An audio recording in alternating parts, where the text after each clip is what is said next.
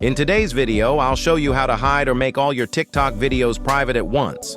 So if you want to protect your content or clean up your profile, this video is for you.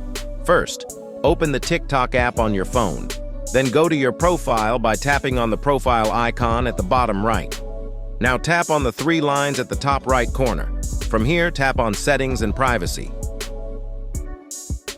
Now simply scroll down and find the Activity Center option, then tap on it to continue. Now tap on Manage Post Visibility to control who can see your videos.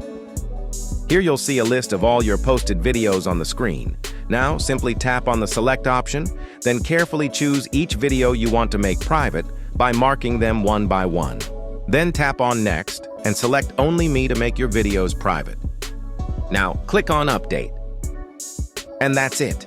That's how you can hide or private your TikTok videos easily. If this video helped you, don't forget to like the video and subscribe to the channel. Thank you.